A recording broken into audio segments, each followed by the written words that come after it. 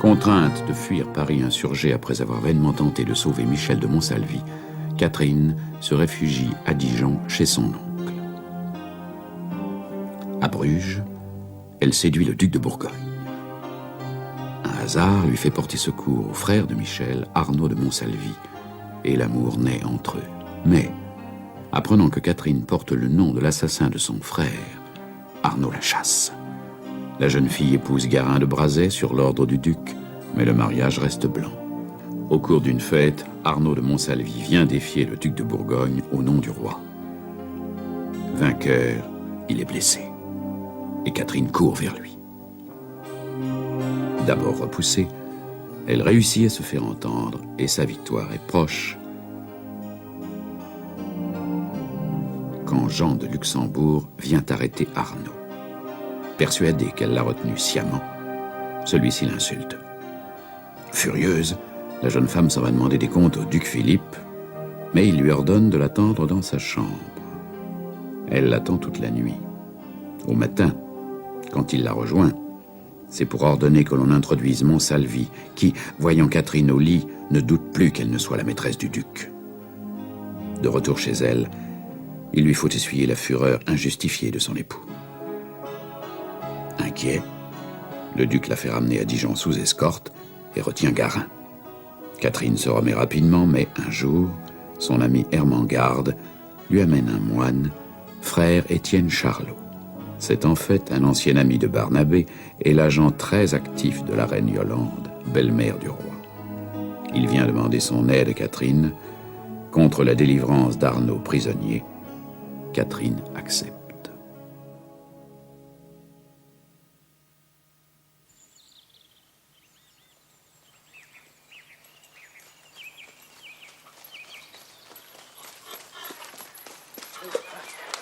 Tu retournes à Main sans Yèvre chez le roi? Non, je vais arranger chez la reine Yolande. Ah. Quand on veut que les choses aillent vite et bien, faut pas se tromper d'adresse. Alors tu es content? Après, les dévouements que l'on rencontre en Bourgogne sont sans prix. Ils promettent l'espoir de temps meilleur. Les nuages noirs courent vite ou crèvent, mais le soleil revient toujours. C'est ici qu'on se quitte, mon vieux Tinou. Garde-toi bien. Bah, laisse donc faire Dieu. Je ne ferai veiller sur toi et sur cette singulière dame Catherine. Allez.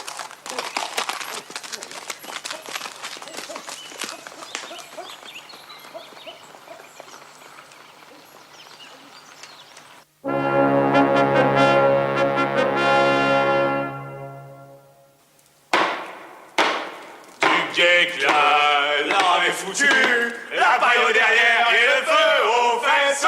Du déclin, la rame est foutue. La paille au derrière et le feu au cul. Mais les en a de retour en France avec leurs canons, leurs munitions et leurs canons. Face blême, satané godon, on vous refera traverser la Manche. Face blême, satané godon. Be quiet! Allez donc au diable avec les bourguignons.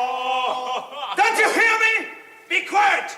Combien de fois vous a-t-on dit, Mr. Simpson, que nous n'entendions pas l'anglais? Je disais, silence! Silence! C'est ce que ça veut dire, toi? Silence? Silence? Aucune idée. Ah, si! C'est peut-être que notre chanson lui plaît et qu'il en demande. Ah! Alors, allons-y. Face blême, satané godon, on vous refera traverser la Manche. Face blême, satané godon, allez donc au diable avec les bourguignons. On a dû se tromper, il n'en réclamait pas. Bloody Frenchman! Tête de pierre! Ah, permettez, nos têtes valent largement la vôtre. Hein. Silence! Pas parler! Joe, que se passe-t-il donc, plaisir?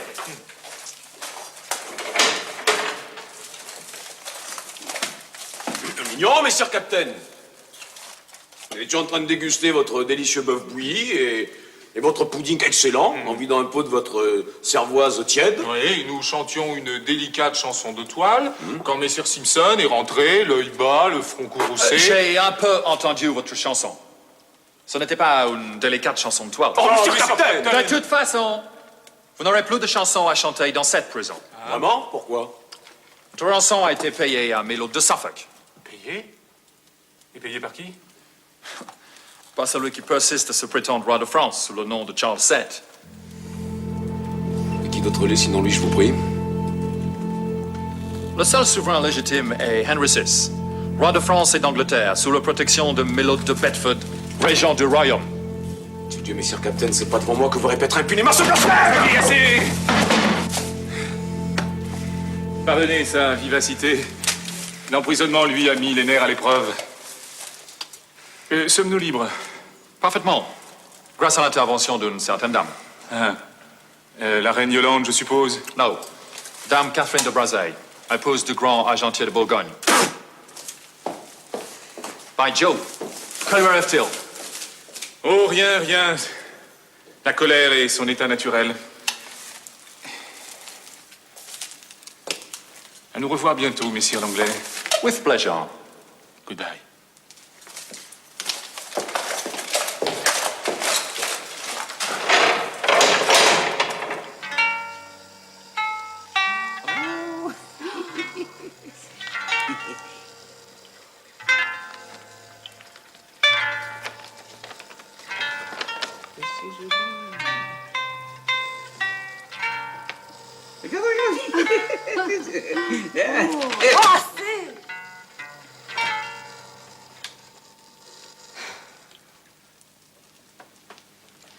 Sire de Brazaille est trop bon.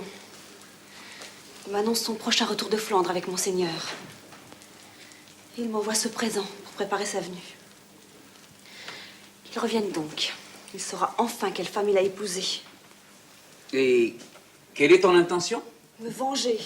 Catherine, cet homme m'a toujours inspiré de la crainte, et tu as vu que j'avais raison. Si tu l'affrontes ouvertement... Il y a 1000 façons de se venger, Sarah. Rassure-toi.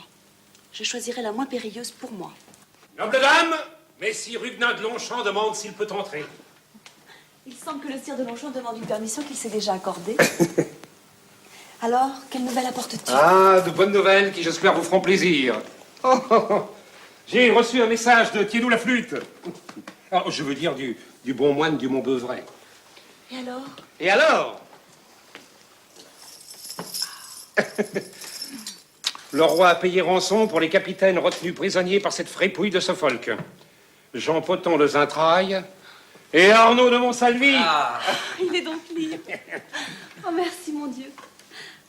Mais pourquoi le frère Étienne ne m'a-t-il pas prévenu? Oh, pourquoi? Parce qu'un agent du roi ne peut entretenir une correspondance avec la femme du grand argentier de Bourgogne, voyons. Bien sûr, je suis folle. Et le comte de Montsalvi n'a laissé aucun message pour moi? Non. Aucun motif. Ah, pense un peu moins à lui. Lumière de beauté, c'est le meilleur moyen pour qu'il pense un peu plus à toi. Comment penserait-il à moi, sinon pour me mépriser? Ce qu'il a vu chez Monseigneur à Amiens, je ne suis pour lui que la catin du duc de Bourgogne. Et ce n'est même pas vrai. Je ne suis que l'épouse et l'esclave de messire Garin de Brazaille. Est-ce là le bonheur et la gloire que tu m'as prédit, Sarah? Je t'ai prédit un grand bonheur, mais au prix de grandes souffrances. Eh bien, je ne suis pas femme à les endurer en courbant les chines, comme une agnelle. Et vous en aurez bientôt la preuve.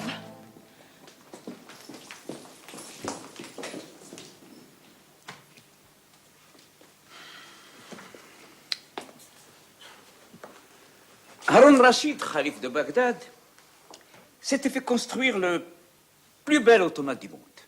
Un cheval qui avait des ailes. Il lui suffisait de l'enfourcher pour se lever aussitôt, loin des soucis de l'autre terre.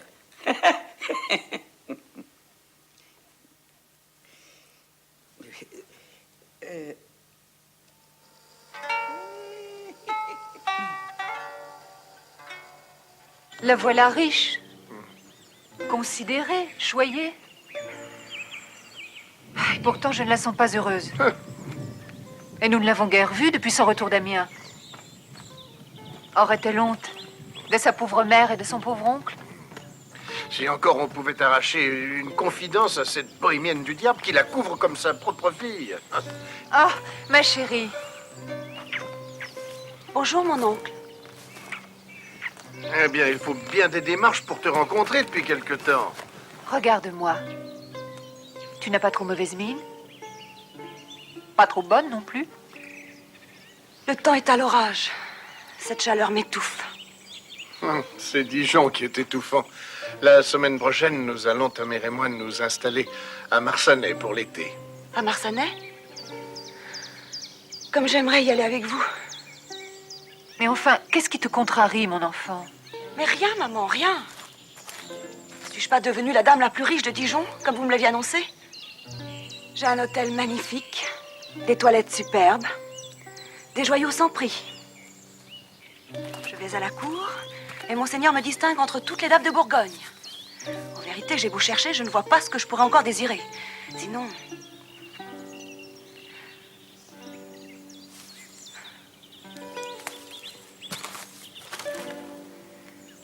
Sinon, de goûter le repos de Marsanais, auprès de ma mère et de mon oncle Mathieu.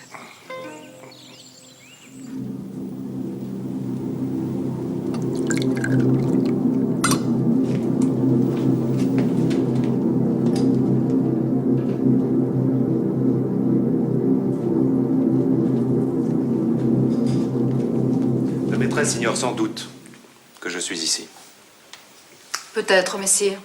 Va le lui annoncer. Et dis-lui aussi que je veux la voir à l'instant.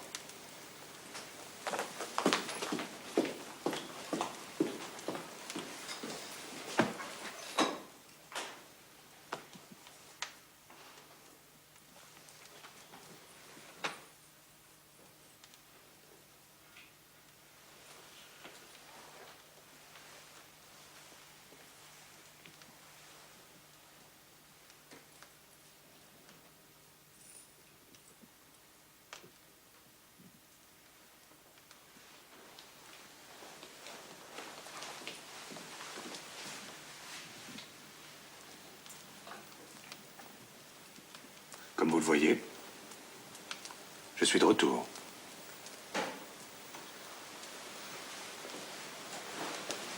Je pensais que le bruit de mes chevaux dans la cour vous l'avait annoncé. Tout s'est-il bien passé à Dijon, en mon absence? À Dijon, je ne sais. Mais dans cette maison, oui. En votre absence, tout se passe très bien.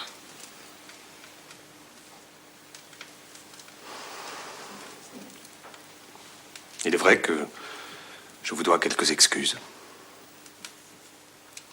Je suis rentré des Flandres avec Monseigneur. En chemin, il m'a fait comprendre ma méprise. Il m'a appris que vous aviez passé cette fameuse nuit d'Amiens chez lui, en tout bien, tout honneur. Je vous ai donc accusé et un peu brutalisé à tort. Encore une fois, je le regrette. Pas un instant, je n'aurais imaginé que vous étiez chez Monseigneur cette nuit-là. Je pensais à quelqu'un d'autre. Convenez qu'il y a de quoi se fâcher lorsque sa femme demeure une grande nuit hors du logis conjugal, sans la moindre explication.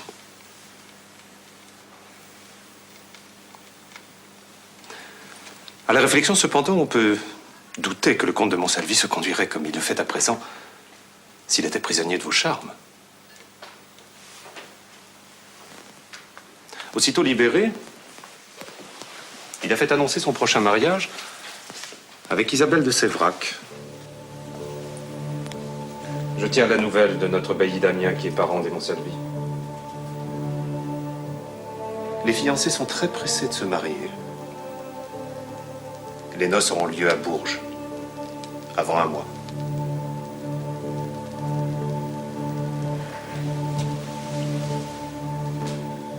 Quand on a de l'amitié pour quelqu'un comme vous, pour ce fringant capitaine, on est heureux de partager son bonheur.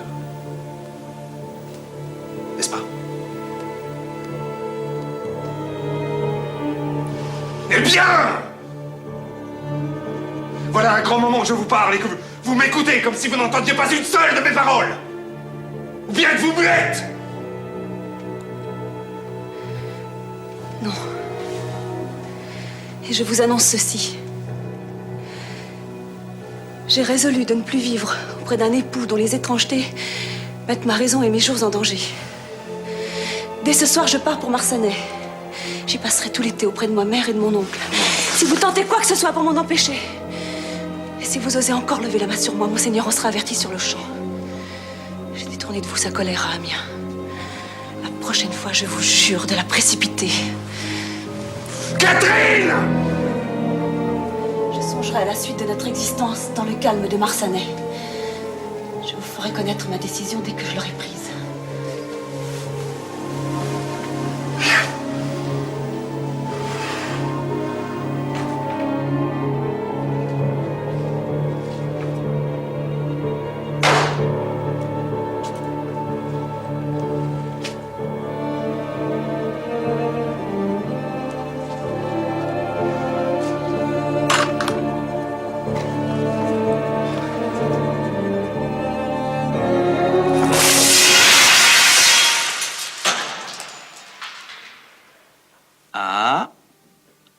Si vous déplacez votre fou, votre reine est en échec par ma tour, maître Gautrin. Oh, c'est ma foi vrai.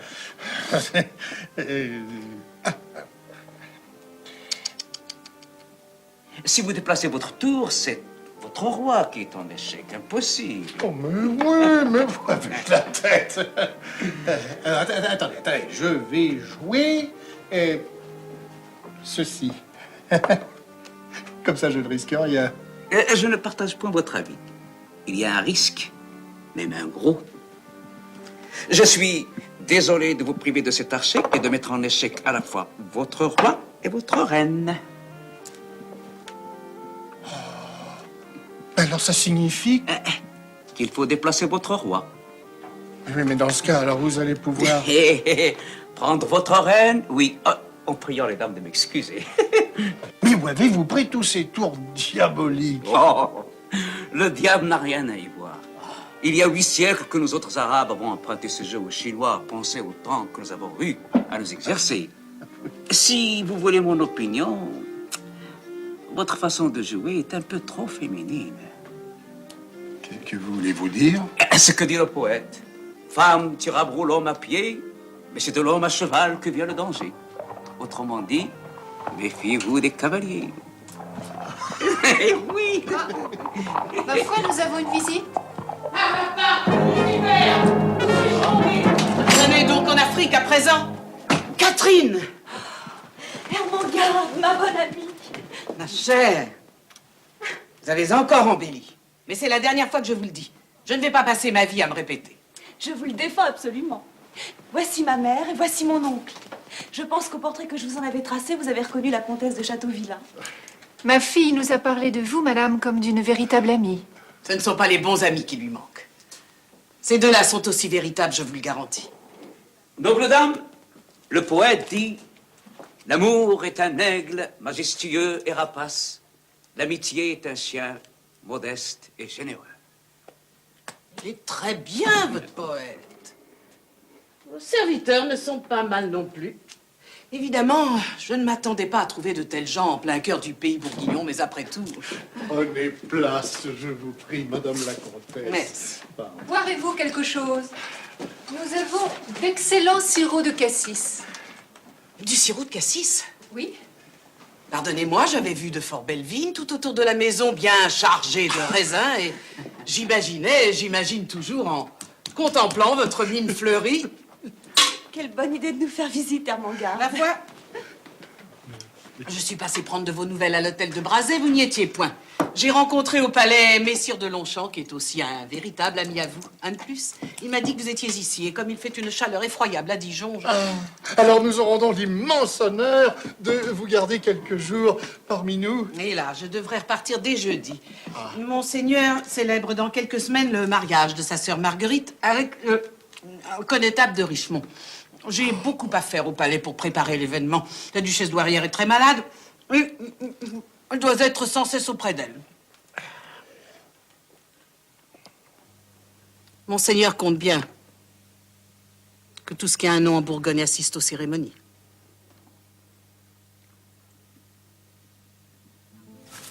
Votre retraite campagnarde ne manque pas de charme.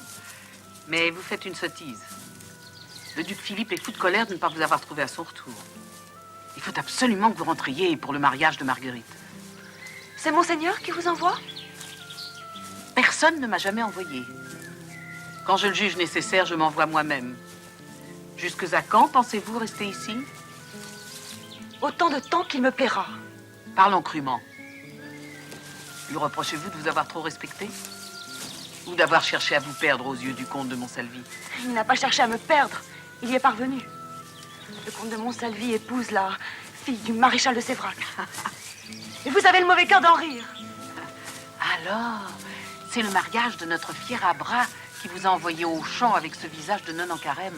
Enfin, êtes-vous folle, Catherine? Montsalvi ne fait que son devoir en se mariant. Il lui faut perpétuer sa race. Prendre une femme et lui faire des enfants est le seul moyen connu d'y arriver. Mais moi, je l'aime.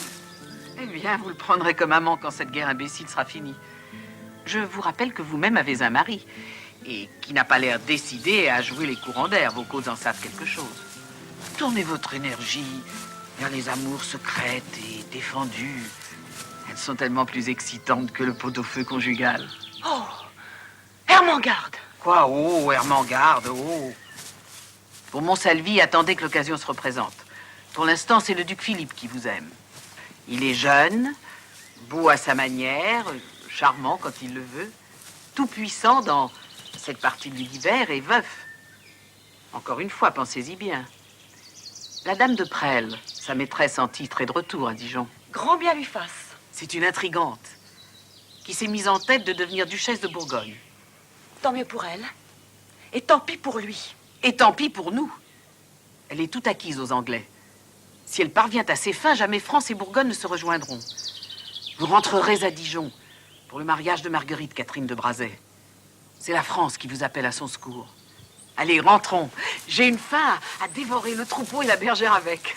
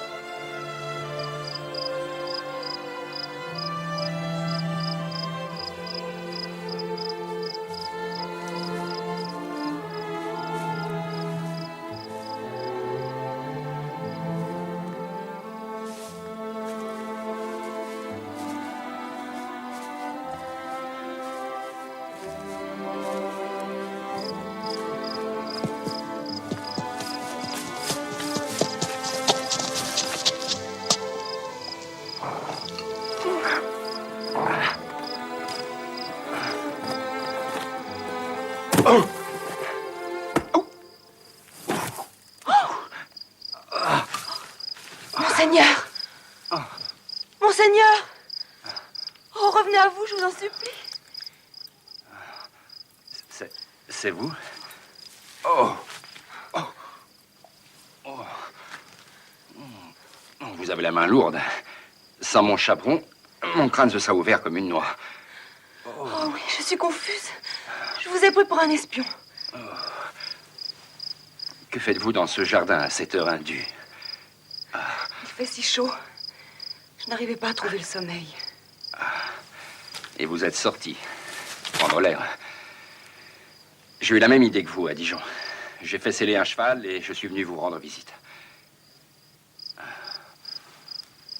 Puisque vous me fuyez, Non. Interdit de bouger. Vous avez assommé votre prince à coups de bâton. Votre condamnation est immédiate et sans appel. Vous êtes ma prisonnière. Monseigneur, mais... Ah, que faites-vous? Ma chaussure. Je me mets à l'abri des regards indiscrets. Imaginez que quelqu'un de votre maisonnée prenne aussi l'air du jardin. Que direz-vous? Asseyons-nous ici tranquillement.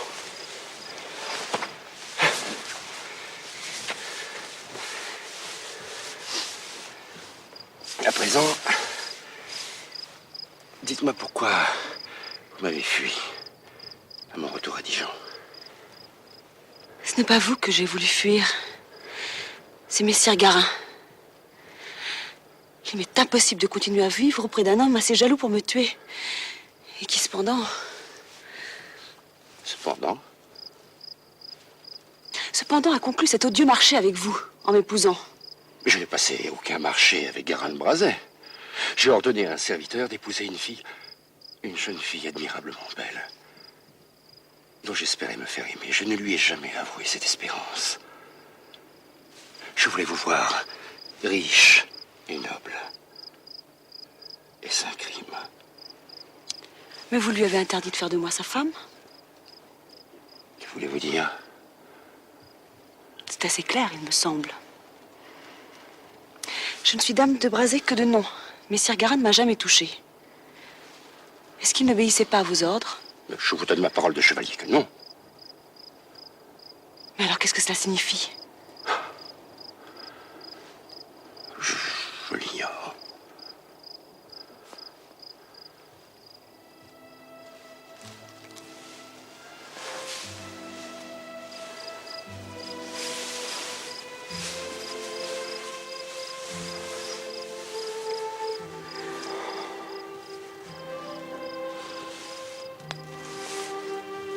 Votre tête vous fait encore mal? Il s'agit bien de ma tête à présent. C'est mon cœur qui souffre. Il n'y a que vous qui puissiez apaiser cette souffrance.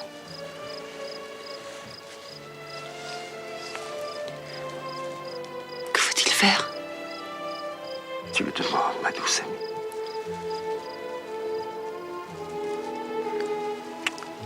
Je ne veux rien prendre de toi. Ce que je recevrai, c'est toi qui me l'auras donné. Si tu refuses, je serai triste. Très triste. Inconsolable. Dois-je partir?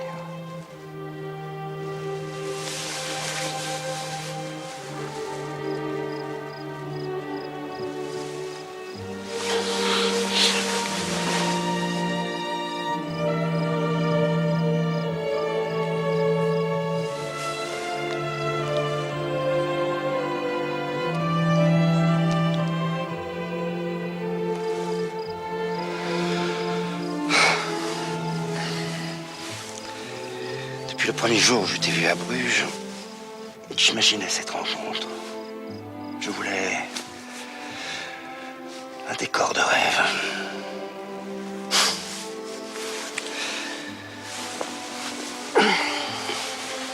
J'imaginais le faste de mon palais, toutes les fleurs de mes provinces, jonchant le sol de notre chambre. Et nous voici dans un jardin de Vignon. Quel triste amant je fais. Triste? Oh non. Tu m'as donné plus de joie que dans toute ma vie passée.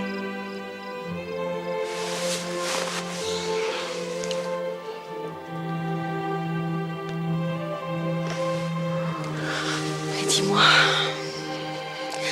lequel de tes palais est plus beau et plus vaste que le ciel?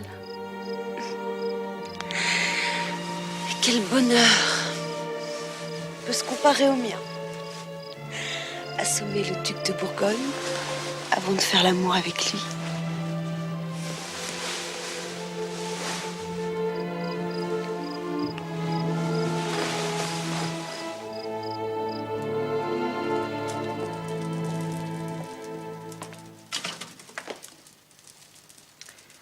Veille sur ta maîtresse, fille de Bohème. Le poète dit, l'amour est un trait de foudre qui rend sourd et aveugle. Le danger marche près de l'amoureux qui ne l'entend ni le voit.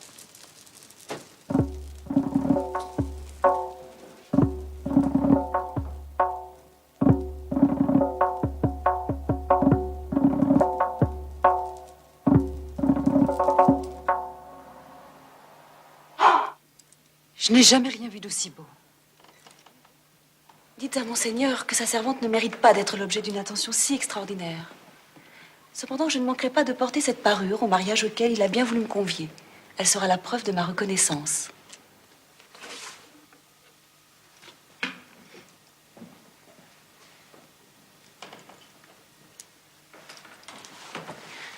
Je partirai pour Marsanais dès que les cérémonies seront terminées.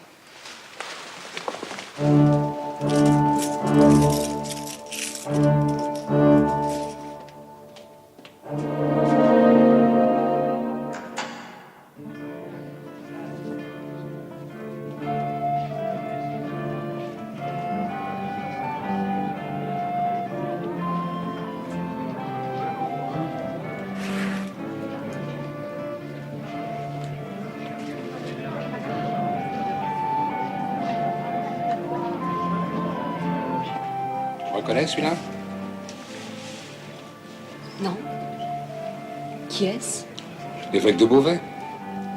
Cette crapule de Bedford, soi-disant régent du royaume, l'a nommé grand aumônier de France. Bel avancement pour un homme qui n'était que recteur de l'Académie de Paris il n'y a pas 10 ans. Cochon. Ouais. Ça paye la trahison. Du moins pour un temps. Messire Saint-Rémy, je vous prie. Madame, Connaissez-vous ce gros évêque là-bas? qui oserait ne pas connaître le grand aumônier de France? Moi. Voulez-vous me présenter à lui? Dame Catherine! Je me permets d'insister, je voudrais saluer le grand aumônier. Rien n'est plus facile.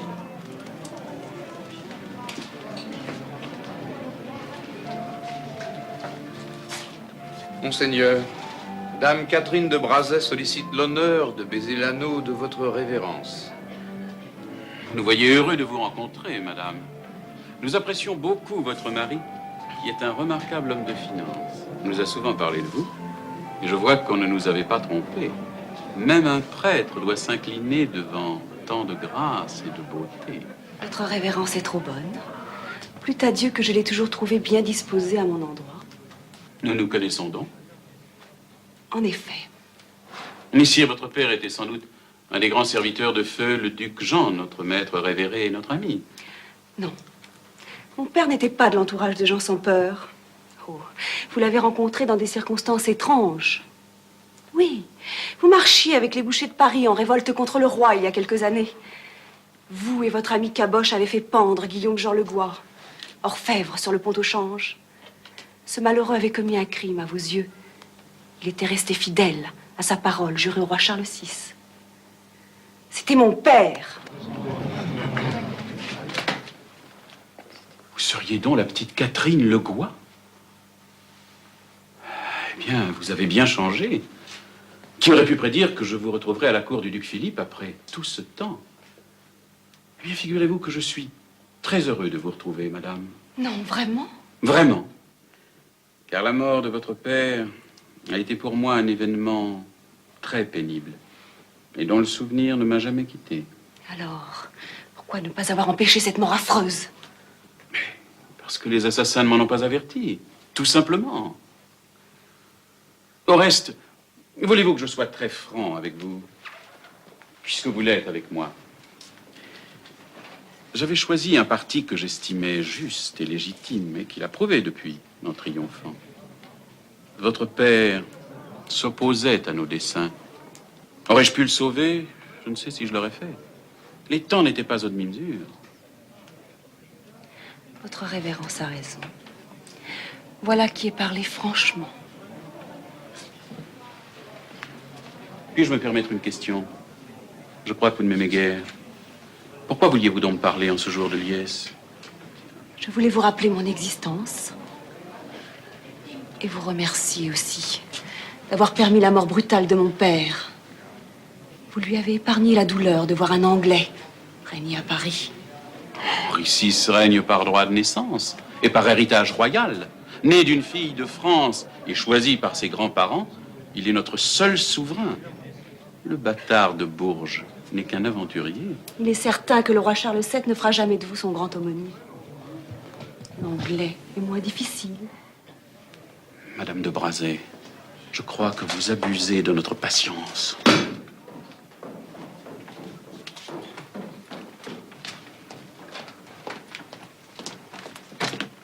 Eh bien, ma douce amie, je vous savais dévoué à l'Église, mais pas au point d'attirer Monseigneur de Beauvais dans vos filets.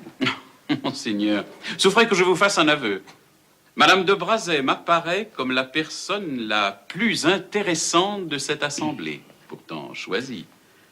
Et je suis persuadé qu'elle me laissera un souvenir indélébile. Vive Dieu, Seigneur évêque, ménagez vos paroles, on pourrait vous croire oublié de la robe que vous portez. Sans rire, amour de ma vie. Tu connais ce gros chien mitré dont Bedford a fait son bulldog? N'avons-nous pas traversé ensemble certains événements à Paris? Je lui ai rappelé cette époque qu'il voulait oublier. Il serait temps que tu l'oublies toi aussi. Comment le pourrais-je quand je me trouve nez à nez avec un Pierre Cochon au milieu de ton palais? Comment le grand-duc d'Occident peut-il user des services d'un tel scélérat? Vois-tu, quand on est prince souverain, on apprend très tôt à parler plusieurs langues, mais à jouer de toutes sortes d'instruments. Bon, allez, souris-moi. Allons ouvrir le bal. Allons, souris-moi. Sinon, je te prends dans mes bras et je pose mes lèvres sur les tiennes devant tout le monde.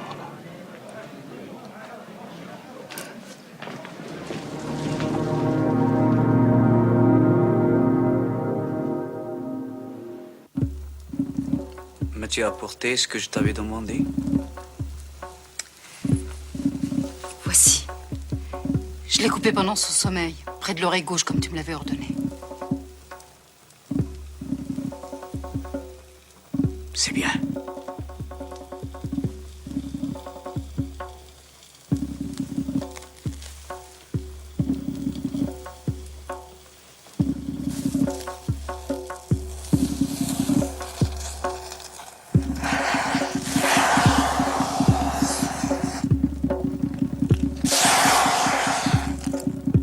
L'esprit de Zoroastre,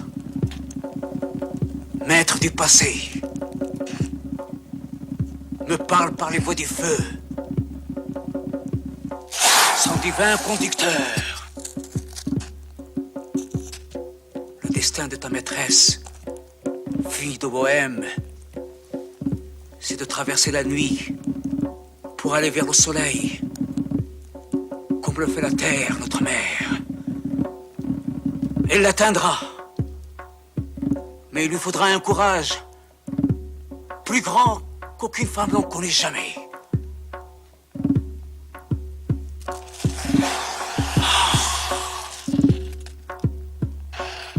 Les morts sont étendus sur les bords de sa route, comme les hôtels de feu qui jalonnent les montagnes perses. Elle pourra devenir princesse. Mais il lui faudra tout rejeter s'il veut vraiment connaître le bonheur. Mais le bonheur, le connaîtra-t-elle? Oui, mais chose étrange. Elle connaîtra le bonheur lorsqu'elle aura vu un ange quitter la terre au milieu des flammes et de la fumée. J'ai vu cet ange avec elle, moi aussi.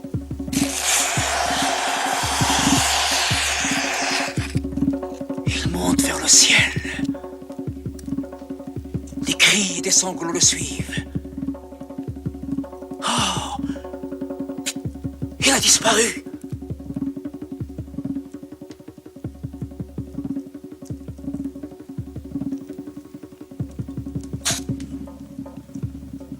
C'est tout ce que je puis distinguer.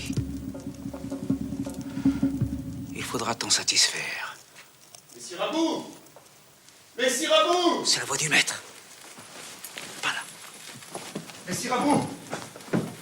Messire Rabou, venez vite. Dame Catherine a perdu connaissance en rentrant au palais. Je ne parviens pas à la ranimer.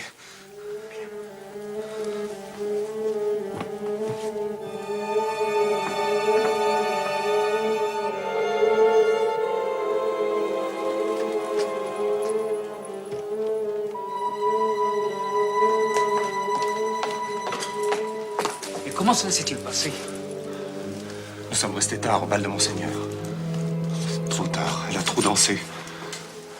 Elle a d'abord eu une faiblesse, puis elle a demandé au duc la permission de se retirer. Nous sommes rentrés ici et elle est tombée sans connaissance, à peine la porte franchie. Elle revient à elle. Ça va?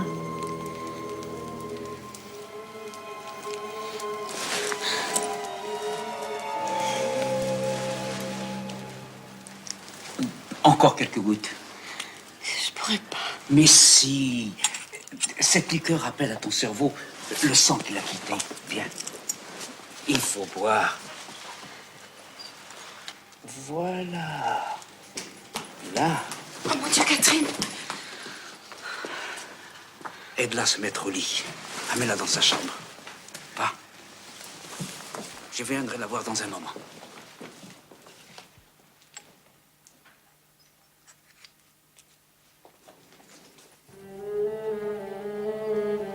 Je veux savoir la vérité sur son mal. La vérité? Ma foi, je crois que la vérité d'Anne-Catherine est debout depuis l'aube, qu'elle a assisté à une cérémonie fort longue, à un festin de noces interminable, à un bal qui a duré la moitié de la nuit, qu'elle soit épuisée n'a rien qui doive choquer la raison. Mais vous me rudoyez, messire. Parce que tu mens. Moi? Son mal. Tu l'as vu aussitôt, car il n'y a pas à se tromper. Elle attend un enfant. Elle? Oh, quelle idée. Si tu es sûr qu'elle n'attend pas d'enfant, jure-le, par Mahomet. Vraiment, vous allez me briser le bras? Jure! Non, je ne jurerai pas. Je ne jurerai pas parce qu'Allah a puni les croyants qui jurent sur des sujets vraiment de peu d'importance.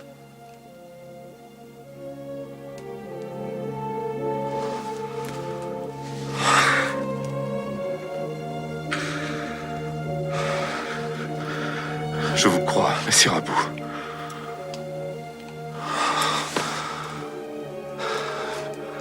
Veuillez pardonner ma véhémence.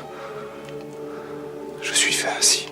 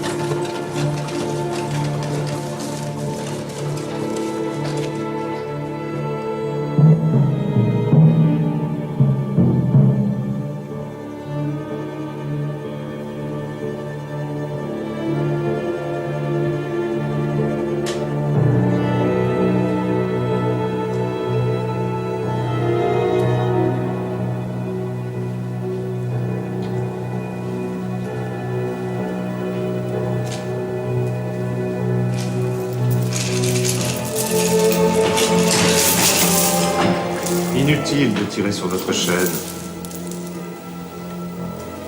Elle est très solide et bien scellée.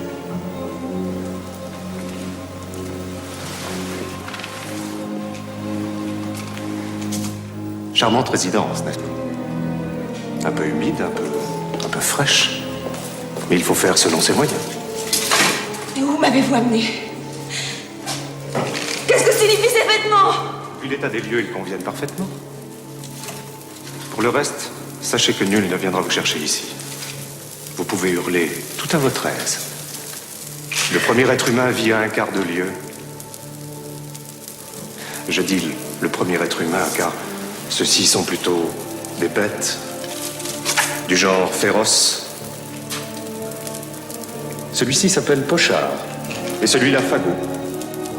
Je les ai choisis en fonction de leur belle apparence et de leurs aptitudes. Ils me sont très dévoués. Je suis sûr qu'ils exécuteront mes ordres à la lettre.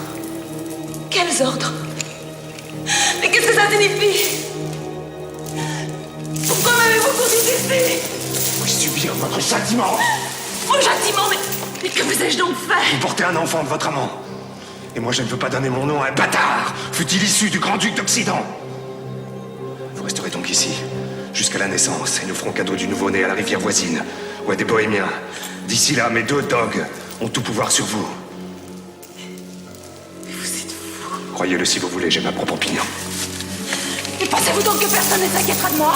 Monseigneur! Si Monseigneur s'inquiète, je saurai le rassurer. Il part dans une quinzaine pour Paris, où il restera jusqu'à l'hiver. À son retour, tout sera terminé. Je lui raconterai ce que vous m'avez fait endurer. Il m'aime, il tient à moi.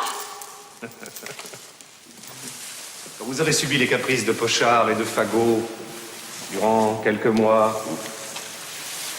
Je doute que le duc de Bourgogne tienne encore à vous. Monseigneur n'aime que ce qui est frais, délicat, parfumé. Toute qualité que vous allez perdre pour toujours, ma chère, il faut vous y résigner.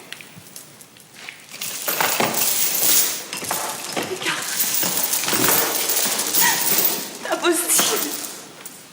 J'ai accepté de vous épouser. De partager votre lit.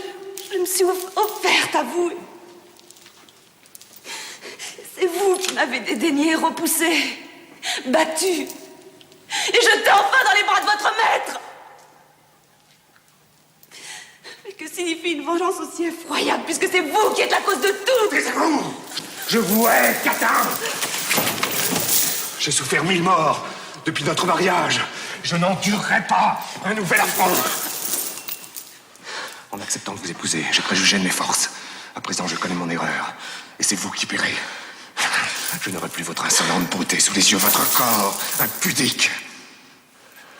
Priez Dieu qu'il ait la bonté de vous ôter la raison ou la vie.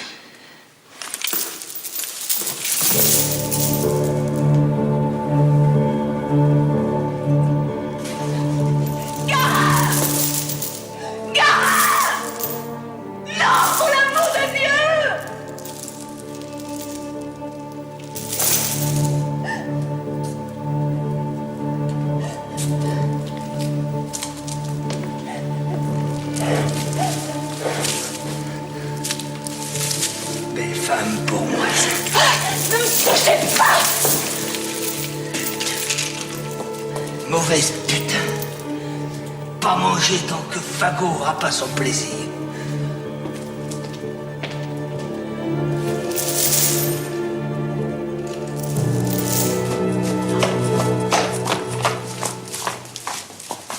Ah, messire de Brazais, je suis heureux de vous trouver enfin. Qu'y a-t-il?